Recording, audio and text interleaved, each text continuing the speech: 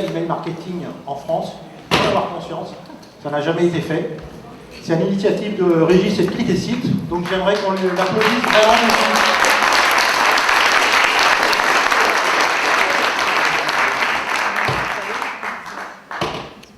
Alors, moi, je vais vous parler des conversations. C'est un mélange, on va voir, d'email et d'email marketing et de réseaux sociaux. Je me place toujours du côté du consommateur et je réagis toujours par rapport à tout ce qu'il reçoit, ce qu'il peut envoyer. Je me place toujours par le consommateur. Et la lourde tâche que j'ai aujourd'hui, c'est de vous réveiller parce que c'est l'heure de la sieste. Vous avez le planning de l'après-midi. Il va y avoir de la collecte, on va parler d'acquisition et on va parler de fidélisation. Donc soit je me plante et vous vous endormez, soit j'arrive à vous motiver pour toute l'après-midi.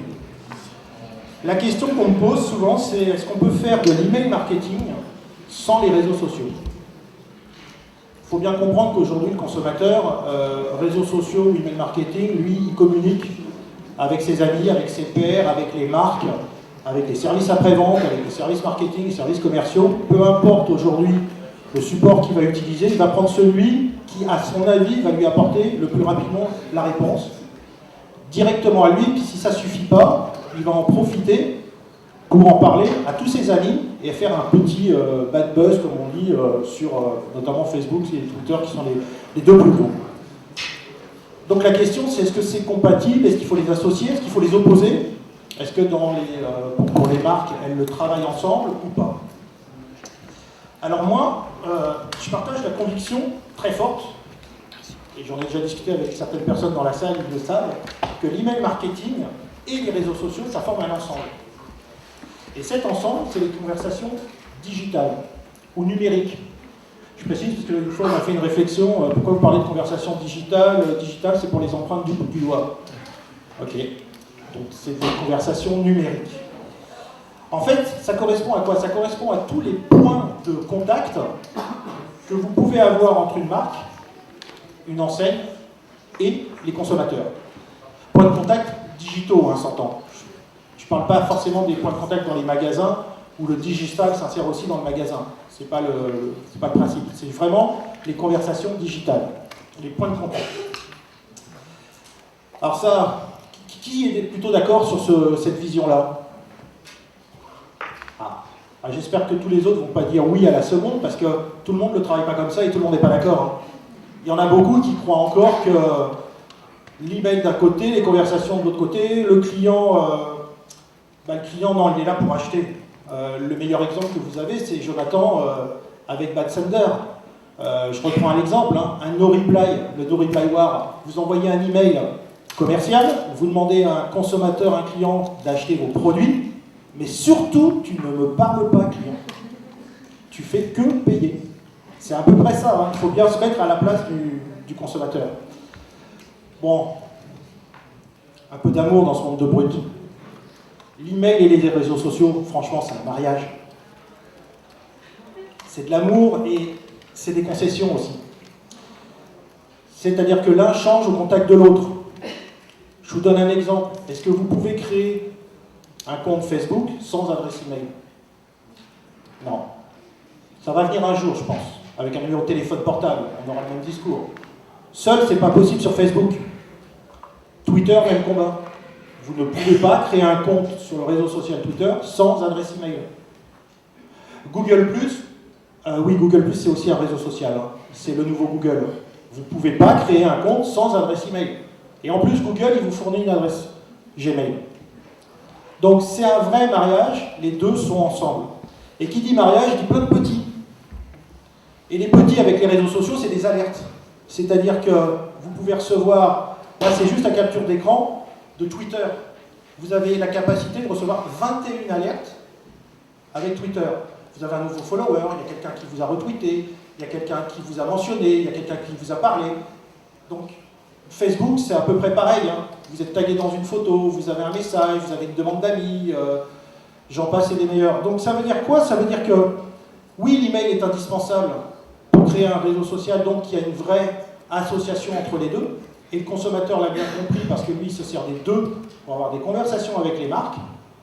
Et deux, les réseaux sociaux transforment l'email en média d'alerte. C'est un petit peu là où je veux en venir par rapport à l'email marketing. Ça veut dire qu'il y a de plus en plus d'emails dans votre boîte de réception, rien qu'à cause des réseaux sociaux. Ça fait beaucoup. Et en plus, sur Internet, il y a de plus en plus de marques. Il y a de plus en plus de marques qui sont présentes et qui font de l'email marketing, qui discutent avec leurs consommateurs. Il y a plus d'internautes également. Et puis il y a plus d'offres, parce que le e-commerce se développe, et pour faire du e-commerce, il faut être visible, et c'est l'email marketing qui reste de toute façon le meilleur levier marketing. Donc ça veut dire que la boîte mail commence à être hyper chargée. Et puis pour rien arranger, le web et les adresses email, on les consulte non plus sur un ordinateur portable ou sur un ordinateur de bureau, mais sur son mobile, sur sa tablette. Et puis il y a l'internet illimité, puis il y a la 4G qui arrive. Ça veut dire que je peux consulter mes emails partout, tout le temps, n'importe quand. Mais la journée fera toujours que 24 heures. On n'a pas encore trouvé le moyen de cloner le temps. Donc la consommation de contenu et donc d'email, elle est mobile, elle est multi-device et elle se fait partout. Et on est aussi, avec les réseaux sociaux, de plus en plus dans ce qu'on appelle le collectif. Donc le web est devenu social, le social est web, et ça a eu un impact énorme. Je vous ai parlé de concession tout à l'heure dans la notion de mariage. Ce qui a peut-être le plus impacté l'email marketing, c'est la consommation, c'est les réseaux qui ont impacté le plus l'email marketing, c'est dans cette notion de zapping qu'on a associée déjà à la télé, mais c'est également vrai dans l'email qui prend les transports en commun. Personne, vous êtes tous en voiture, de pollueurs. Est-ce que vous consultez vos emails dans les transports en commun? Alors consulter, ça veut dire que vous faites quoi? Vous les lisez, vous les décodez, ou vous décidez que celui-là faut le lire, celui-là faut pas le lire? En fait, c'est ça qui se passe, c'est qu'il y a des nouveaux comportements, des nouvelles habitudes de vie et des nouveaux outils. Et je vais finir par les nouveaux outils, mais pour l'instant, je vais parler plutôt des habitudes de comportement vis-à-vis de ça. On est d'accord, les consommateurs ont changé. Est-ce que vous, en tant que marketeur, vous avez changé aussi? Alors, j'ai pris un exemple, le premier qui est venu dans ma boîte email quand j'ai préparé la présentation. Je n'ai rien contre Nature et Découverte. Je les adore, je suis client chez eux. Non, il y en a des milliers, mais plutôt que de vous faire toute une panoplie, je pourrais faire un livre blanc là-dessus. Ça, c'est la capture d'écran de mon gestionnaire d'email, tel qu'il s'affiche, avec un email de Nature et Découverte. Alors, pour bien comprendre l'email, c'est celui-là. Ce matin, on parlait de responsive design. Il est super responsive design, ne vous inquiétez pas. Vous pouvez tout lire sur le téléphone. Je vous ai juste remis l'écran blanc pour vous montrer à quel niveau se trouve ce qu'on appelle la ligne de flottaison, la ligne de lecture. Je vous ai dit qu'il était responsive design. Je ne sais pas si vous vous rendez compte qu'un email comme ça sur un portable, sur un iPhone, c'est qu'un iPhone 4, le mien. Le 5 est un peu plus grand, les Samsung sont un peu plus grands, mais ça ne change pas le problème. C'est pas la peine. Il n'est pas lu. Et il ne sera pas relu, comme on l'a vu ce matin dans des statistiques, sur un ordinateur de bureau. Donc c'est pas vraiment, comment dire, user-friendly, mobile-friendly, comme on dit. Bientôt, on va regarder ces emails quasiment que sur portable, parce que c'est plus simple. Bon, la bonne nouvelle, c'est quand même que le chef de famille, ça reste l'email. Alors c'est 1 billion, c'est des milliards en France. Il y en a largement plus que des réseaux sociaux, des comptes sociaux. Et en plus, comme bonne nouvelle, c'est que selon les dernières études, le consommateur en France préfère recevoir des offres commerciales par email à 46%, comparé à 5% sur les réseaux sociaux. Donc c'est pour ça qu'on dit encore, dans les discours qu'on peut avoir, l'email marketing reste le meilleur levier pour faire du commerce. Ce qui change avec les réseaux sociaux et avec l'email, c'est que 40% préféreraient avoir à créer un compte avec un login social, le Facebook Connect, que vous connaissez peut-être, ou Twitter, Google+, Yahoo aussi le fait, parce que c'est plus simple. 40%, c'est énorme. Ça veut dire que plutôt que de vous donner directement email et de créer un mot de passe, ils préfèrent utiliser son compte social, son compte Facebook. MyTF1 propose, vous voulez créer un compte sur MyTF1, vous avez l'ancienne méthode, email, mot de passe, mais vous avez le Facebook Connect. Spotify, c'est pareil. Sachant qu'à un moment donné, Spotify, c'était pire. Hein. C'est que vous ne pouviez pas créer un compte en dehors de Facebook. Pinterest, c'est pareil. Pinterest, c'est un nouveau réseau social qui, lui, va se baser sur le réseau social Facebook. Ça lui permet de créer la viralité, la diffusion et donc la connaissance du réseau. Mais il y a des acteurs du e-commerce qui font pareil. C'est Discount. J'ai même McDo. Il faut dire qu'il faudrait être fou pour remplir ce formulaire. Un clic sur Facebook, je suis connecté, remplir ce formulaire, en plus il faut vérifier que c'est un humain, c'est pas possible. En plus, il y a des statistiques qui sont assez intéressantes d'avoir ce couplage, ce mariage email et réseaux sociaux. C'est que le taux moyen, le taux de clic moyen augmente. Et il augmente de façon assez importante. En 2011, c'était 115%, là c'est 158%, c'est-à-dire qu'on passe d'une moyenne de 2,4 à 6,2. Je reconnais que je me pose une question, et je n'ai pas la réponse, c'est est-ce que j'ai plus de clics? Parce que dans l'email, je clique plus sur le produit, mais je clique sur le réseau social pour aller voir ce qui s'y passe, ou pas?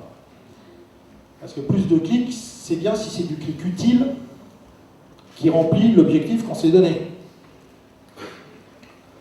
Alors ça, c'était les habitudes. Maintenant, je vais vous parler des outils. Alors, je suis un peu geek, je me fais insulter comme ça, traité de geek, donc j'ai plein de petits outils, je vais vous en présenter 3 ou 4, et il y en a un que vous connaissez. Ça, c'est Mailbox. Qui connaît Mailbox? Une application pour lire ses emails sur iPhone. Alors, je vais vous montrer rapidement, il y en a pour quelques secondes.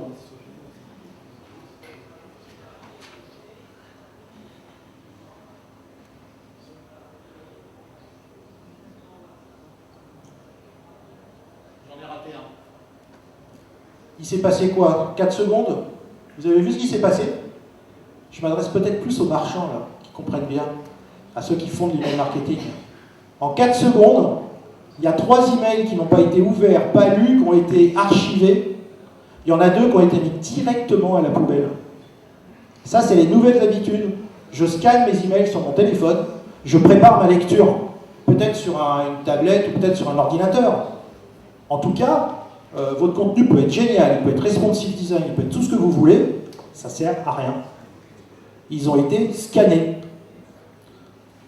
Google est peut-être le premier à avoir réagi et à avoir amélioré le système de gestion en créant des onglets et en regardant le contenu des emails pour les classer automatiquement pour vous simplifier la vie.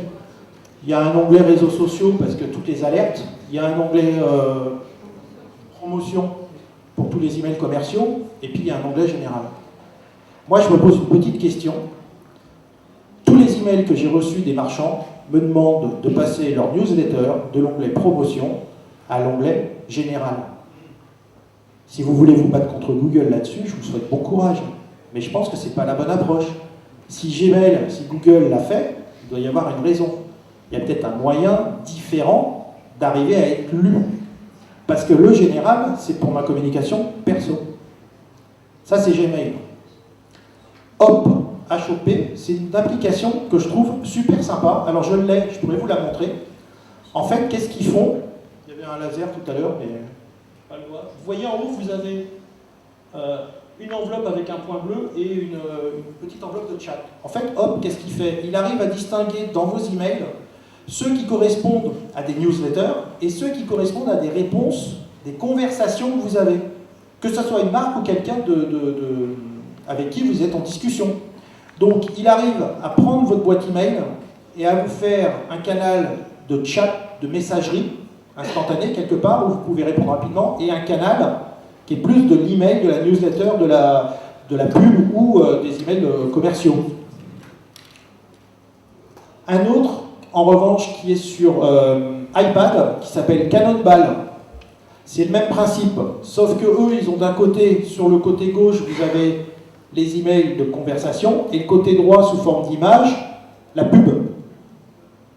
C'est des nouvelles startups qui se lancent, hein. C'est tout nouveau, c'est tout récent, mais c'est un mouvement de fond pour aider, en fait, les consommateurs à reprendre le pouvoir de leur boîte mail. Et la dernière, c'est ce qu'on appelle aujourd'hui le Vendor Relationship Management. C'est quoi? Le CRM, c'est pour les marques. Le VRM, c'est pour les consommateurs. Et OneCub, qui est aussi une start-up qui se lance, vous permet de créer un compte, vous donne une adresse email avec laquelle vous allez vous inscrire sur toutes les newsletters. Et eux vont vous les classer. Vous avez la catégorisation. Moi, je l'ai fait avec une adresse qu'on appelle une adresse piège qui me sert à m'inscrire un peu partout. Et ils peuvent vous prendre votre adresse générale, c'est une adresse Gmail, et ils vous traitent l'ensemble de vos données. Et ils vous les classent. Donc il y a un vrai mouvement de fond des habitudes de consommation qui sont liées en fait à un impact du côté comportement social, réseaux sociaux, sur l'email marketing. Et il faut en avoir conscience pour continuer à avoir ces emails lus, ces emails ouverts, et puis cliquer. En gros, vous voulez l'argent, ouais, mais nous on est des conversations. Voilà, je vous remercie.